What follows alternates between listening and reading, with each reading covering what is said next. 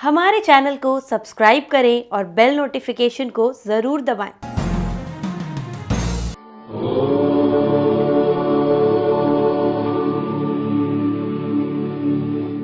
भगवत गीता, गीता सार। भगवत गीता और भगवत गीता के ज्ञान पर असंख्य लोगों ने काम किया है। जाने कितनी ही गीता आपने सुनी भी होंगी। गीता के अध्यायों में जितने भी अध्याय हैं, वेदों और उपनिषदों का सार है। गीता में अगर कुछ विशेष है तो वो है भगवान श्री कृष्ण।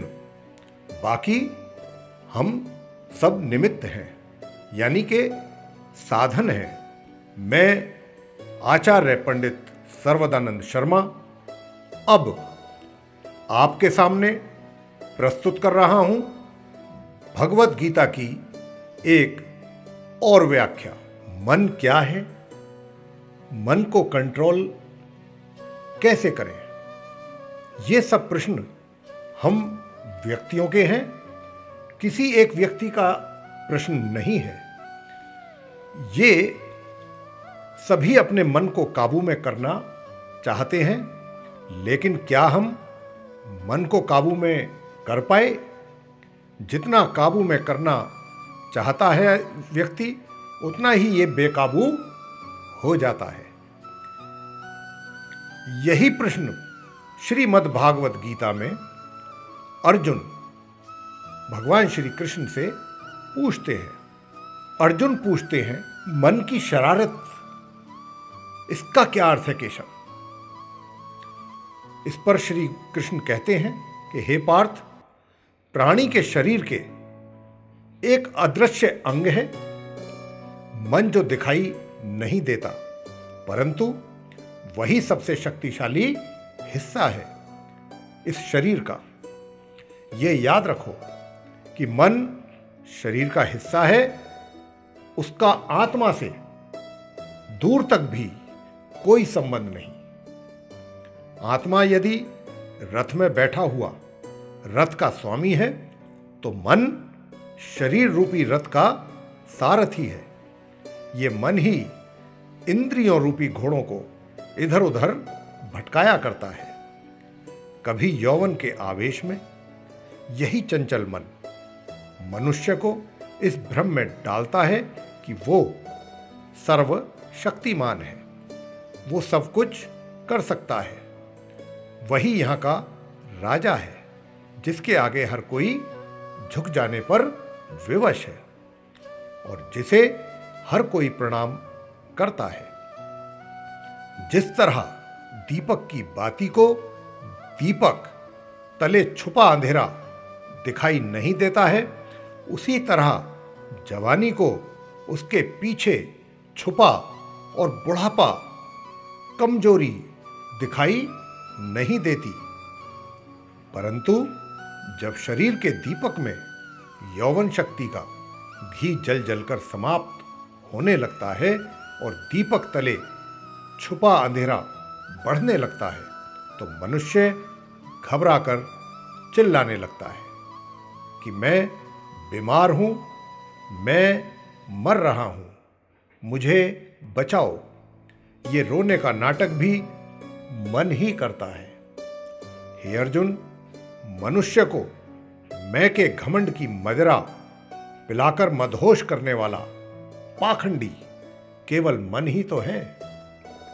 मन से बड़ा बहरूपी न कोई पल पल रचता स्वांग निराले, माया ममता में उलझा रहे वो पड़ जाए जो मन के पाले। मन के बहकावे में न आ, मन राह भुलाए भ्रम में डाले। तू इस मन का दास न बन, इस मन को अपना दास बना ले। मन के हाथों में मोह माया का जाल है, जिसे वो मनुष्य की कामनाओं पर डालता रहता है और उसे अपने वश में करता रहता है। ये मन शरीर से भी मोह करता है, अपनी खुशियों से भी मोह करता है और अपने दुखों से भी। खुशियों में खुशियों से भरे हुए गीत गाता है तो दुख में दुख भरे हुए गीत गुनगुनाता है। अपने दुख में दूसरों को शामिल करके उसे खुशी होती है। किसी भी प्राणी को उसका मन जीवन के अंत तक अपने जाल से निकलने नहीं देता। रस्सी में बांधकर उससे तरह तरह के नाच नचवाता रहता है। वही जीव को इतनी फुर्सत भी नहीं देता कि वो अपने अंतर में झांककर अपनी आत्मा को पहचाने और आत्मा के अंदर जिस परमात्मा का प्रकाश है उस परमात्मा का साक्षात्कार करे। हे पार्थ, प्राणी के लिए आवश्यक है कि प्राणी अपने मन को काबू में करके अपने अंतर में झांककर अपनी आत्मा में झांके। तब उस आत्मा के अंदर उसे परमात्मा का प्रकाश स्पष्ट रूप से दिखाई देगा। उसी को परमात्मा का साक्षात्कार कहते हैं। अर्जुन पूछते हैं, तुम तो कहते हो अपने अंतर में आत्मा को झांककर आत्मा को और उस आत्मा में प्रकाशित परमात्मा को पहचानो, अर्थात आत्मा से अलग कोई और है जो आत्मा को पहचानेगा। ये किसको कह रहे हो कि आत्मा को पहचानो? कौन पहचानेगा अंतर की आत्मा को? भगवान श्री कृष्ण कहते हैं, तुम्हारा मन। अर्जुन आश्चर्यचकित होकर पूछते हैं कि मन? परंतु तुम तो कहते हो कि मन माया के भ्रमजाल में फंसाकर प्राणी को बहुत नाच नचाता है। फिर तो आत्मा और परमात्मा की ओर क्यों ले जाएगा? भगवान श्री कृष्ण बोले, तुमने ठीक प्रश्न किया है अर्जुन। उसका उत्तर ये है, जब तक तुम अपने आप को मन और विषयों के अधीन रहने दोगे तब तक वो तुम्हें नाच नचाता रहेगा। हे पार्थ, मनुष्य का शरीर एक रथ की भांति है। उस रथ के जो घोड़े हैं उन्हें मनुष्य की इंद्रियां समझो, जैसे कि आंख, नाक, कान, मुख, जिह्वा इत्यादि। इन इंद्रियों को, घोड़ों को जो सारथी चलाता है वही सारथी ही मन तो है, और उस रथ में बैठा हुआ जो उस रथ का स्वामी है वही तो आत्मा है।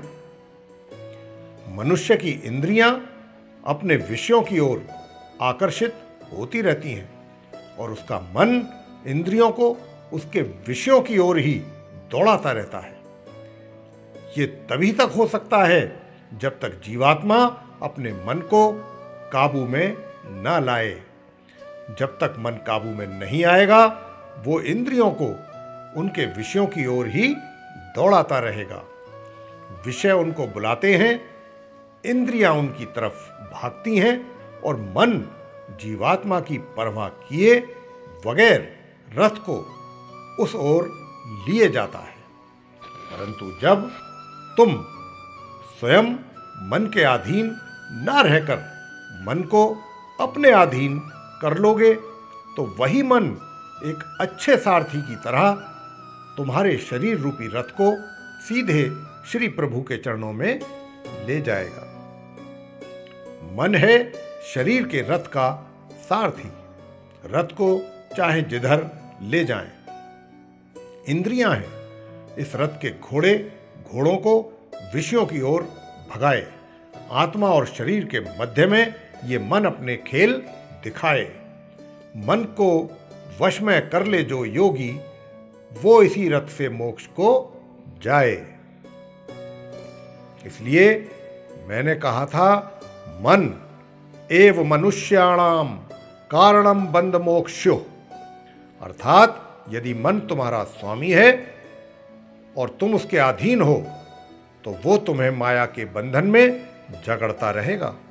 और जब तुम मन पर काबू पालोगे और उसके स्वामी हो जाओगे तो वही मन तुम्हें मोक्ष के द्वार तक लेकर के जाएगा। अर्जुन पूछते हैं, हे मधुसूदन, ये कहना तो बहुत ही आसान है कि तुम मन पर काबू पालो, मन के स्वामी बन जाओ, परंतु यही तो सबसे दुष्कर कार्य है। हे केशव, मन तो वायु की तरह चंचल है। जिस तरह बहती हुई वायु पर काबू पाना असंभव है, इसी ही प्रकार इस चंचल मन को अपने अधीन करना भी अति दुष्कर काम है।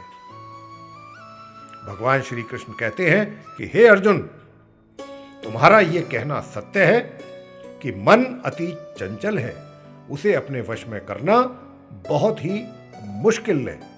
अर्जुन एकदम बोले, मुश्किल ही नहीं जनार्दन, बहुत ही असंभव है। इस पर भगवान श्री कृष्ण कहते हैं, नहीं अर्जुन, मुश्किल जरूर है परंतु असंभव नहीं। अर्जुन पूछते हैं, तुम्हारा कहना है कि मन को वश में करने का कोई तरीका, कोई साधन भी है? यदि है तो वो क्या तरीका है? इस पर भगवान कृष्ण जी बोले, अवश्य है। असंशयम महाबाहो मनोदुर्निग्रहं चलम अभ्यासेन तु कौन्तेय वैराग्येण च गृह्यते। अर्थात मन को वश में करने के लिए उस पर 2 तलवारों से प्रहार करना पड़ता है। एक तलवार अभ्यास की है और दूसरी तलवार वैराग्य की। देखो अर्जुन, अभ्यास का अर्थ है कि निरंतर अभ्यास। मन को एक कार्य पर लगा दो, वो वहां से भागेगा, उसे पकड़ कर लाओ, वो फिर भागेगा, उसे फिर पकड़ो। ऐसा बार बार करना पड़ेगा।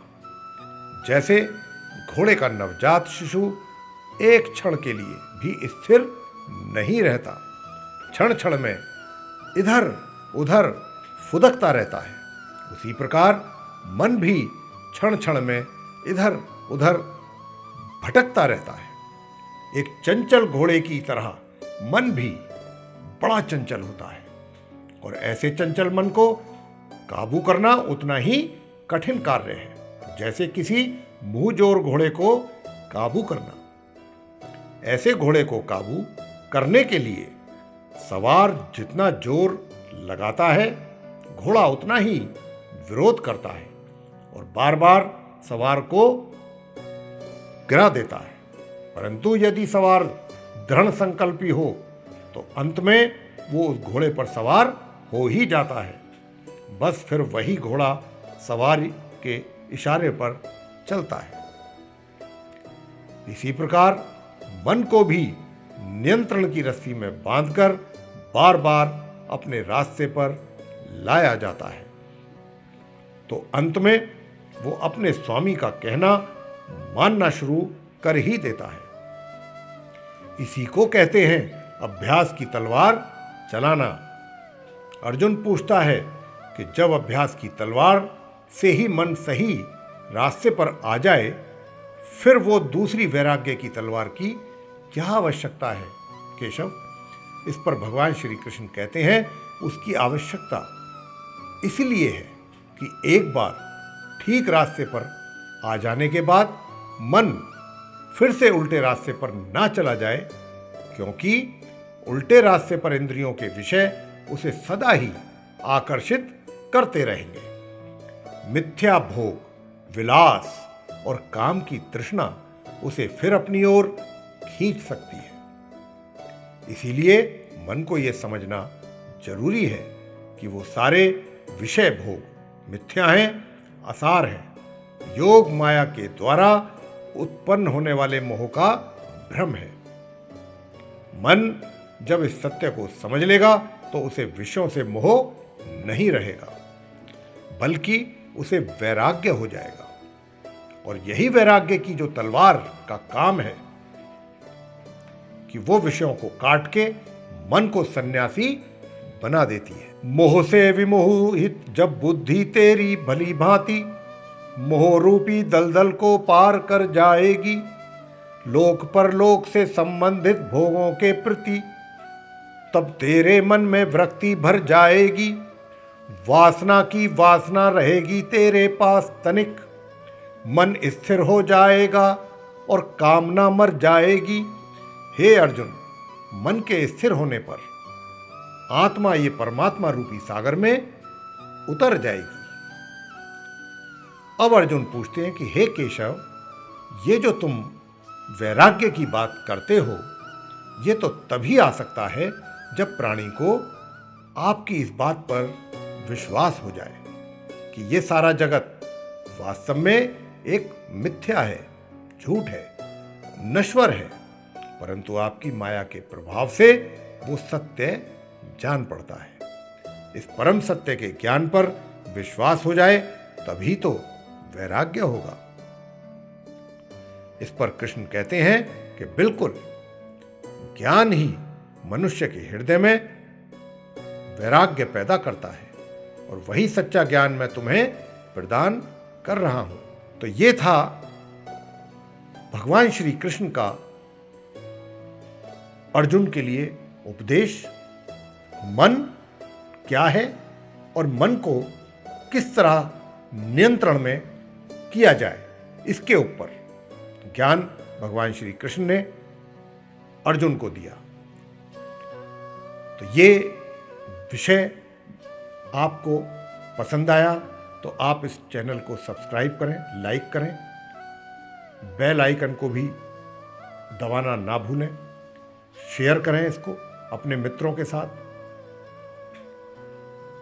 और बेल आइकन भी दबाएं ताकि आने वाले दिनों में जो आगे हमारे और इसी सीरीज में और वीडियोस आपके लिए हम उपलब्ध कराने जा रहे हैं, उनको भी आप समय अनुसार पढ़ सकें, उसका आनंद ले सकें और ज्ञान प्राप्त कर सकें। इसी के साथ बहुत बहुत धन्यवाद। जय माता दी।